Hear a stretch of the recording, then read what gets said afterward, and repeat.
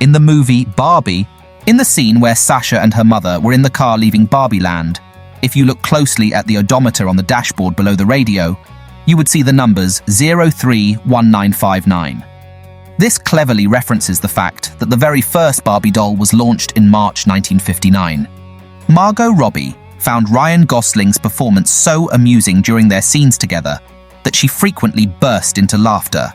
To handle this, she and director Greta Gerwig developed a system where Margot would attempt to maintain a smile long enough for the scene to be cut before she couldn't contain her laughter and broke character. Ruth Handler's statement about being arrested for tax evasion is indeed accurate. I am Mattel, until the IRS got to me, but that's another movie.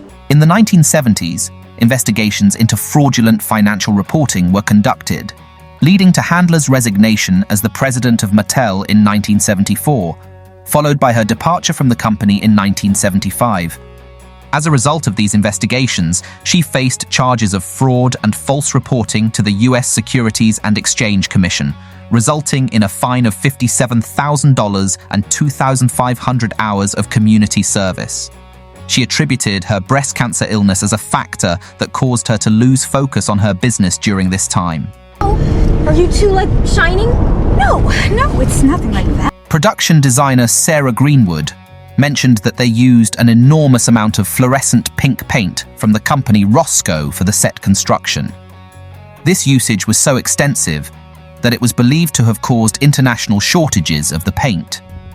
However, Lauren Proud, the Vice President of Marketing and Digital Experience at Roscoe, clarified that while the production did indeed use a substantial quantity of paint, the shortages were primarily due to supply chain disruptions caused by the challenges of the COVID-19 pandemic.